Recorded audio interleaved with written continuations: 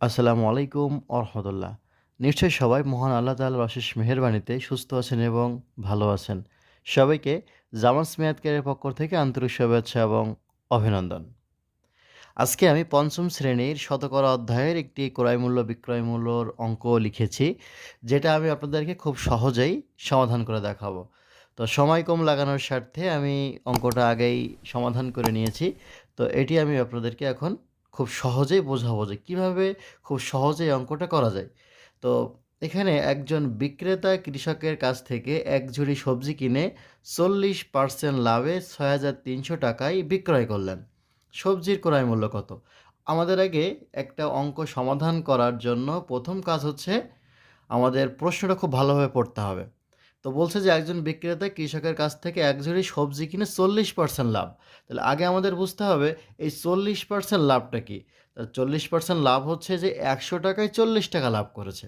আমরা যেহেতু শতকরা অধ্যায় করছি, তো আমরা সাধারণত শতকরা অধ্যায়ের যে পার্সেন্টের যে অঙ্কগুলো আমরা ১০০ই হিসাব করে থাকি।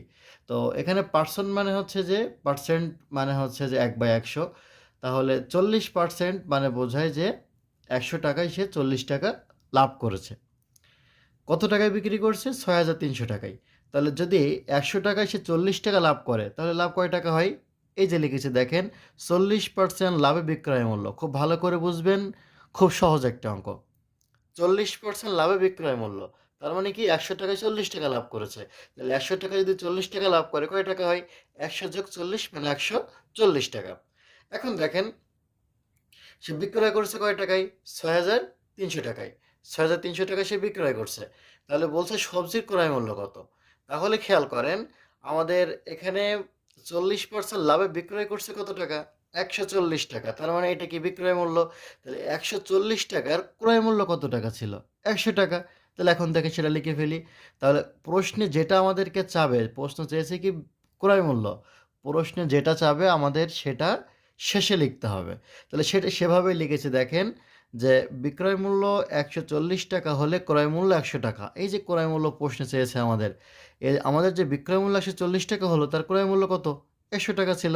তাহলে বিক্রয় মূল্য ১৪০ টাকা হলে ক্রয় মূল্য ১০০ টাকা। এবার আমাদের ৳১ কত হবে? আর এই যে ৬,৩০০ টাকায় যে সে বিক্রয় করছে, এই ৬,৩০০ টাকায় কত হবে? তাহলে যখন বলছে যে বিক্রয় মূল্য ৳১ হলে ক্রয় মূল্য ১০০/১৪০ টাকা। কারণ কি?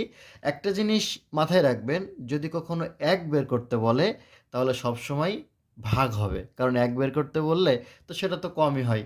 আবার এখানে বলছে কি যে ৬,৩০০ টাকায় বিক্রয় করলে কত টাকা তার ক্রয় মূল্য ছিল? তাহলে ৬,৩০০ টাকায় হলে বিক্রয় মূল্য যদি ৬,৩০০ টাকা হয়, তাহলে ক্রয় মূল্য হবে। তাহলে এখন ১ হয়েছিল যখন, তখন এটা কম ছিল। কিন্তু এখন কি ৬,৩০০ টাকা, তার মানে কি বেশি। তাহলে বেশি হলে কি করতে হয়? গুণ করতে হয়। তাহলে দেখেন উপরে, এই যে উপরে কত আছে? ১০০। তাহলে এটা কি যদি বড় হয় তাহলে উপরে যে গুণ হবে, আর ছোট হলে ভগ্নাংশের হরে যে গুণ হবে।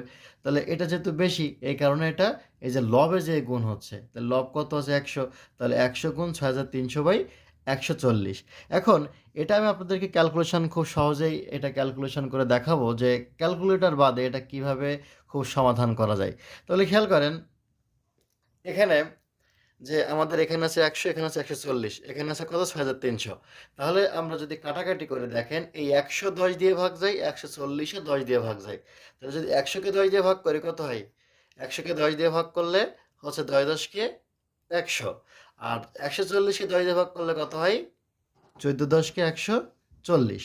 আবার দেখেন এই ১০ আবার এই ১৪, আবার দেখেন ২ দিয়ে ভাগ যায়। তাহলে যদি ১০ কে ২ দিয়ে ভাগ করে কত হয়? ৫ দুগুণ ১০।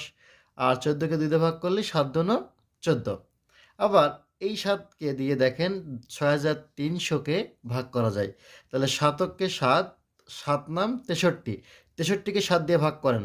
তাহলে ৬৩ কে ৭ দিয়ে ভাগ করলে কত হয়? ৯। আর এই যে ২ টা শূন্য বসিয়ে দেন। তাহলে দেখেন এই ৯০০ আর এই ৫ গুণ করলে কত হয়? ৫ নাম ৪৫ আর এই ২ টা শূন্য, অর্থাৎ ৪,৫০০ টাকা। তাহলে এই কাটাকাটিটা যদি আমরা আরেকটা সহজভাবে করি, এই যে ১০০ গুণ ৬,৩০০/১৪০। দেখেন এখানে যদি আমরা এই যে এখানে এই শূন্য কেটে দিলাম। তাহলে দেখেন এবার ১০০ ২ দিয়ে ভাগ যায়, ১৪ ২ দিয়ে ভাগ যায়। তাহলে ৫০ × ১০০ আর এটা হচ্ছে ৭ দুগুণ ১৪। আবার এখানে কত কত থাকছে ৬৩০। ৬৩০ কে ৭ দিয়ে ভাগ করেন, ৭ অক্কে ৭, ৭ নাম ৬৩ আর এই একটা শূন্য, তাহলে কত হলো ৯০। তাহলে ৯০ আর ৫০ গুণ করলে কত হয় ৪,৫০০ টাকা। তাহলে সবজির ক্রয় মূল্য কত বের হলো ৪,৫০০ টাকা। একইভাবে যদি আমাদের এখানে বলতো যে ৪০% লসে সে ৬,৩০০ টাকায় ক্রয় করছে, তখন আমাদের বিক্রয় মূল্য বের করতে হতো। তাহলে যদি লাভ বলে তাহলে আমাদের কি যোগ করতে হবে, আর যদি বলে যে লস হয়েছে তখন সেক্ষেত্রে বিয়োগ করতে হবে। আশা করি অঙ্কটি বুঝতে পেরেছেন। তো আজকে এ পর্যন্তই। সবাই ভালো থাকবেন, সুস্থ থাকবেন। আসসালামু আলাইকুম ওয়া রাহমাতুল্লাহ।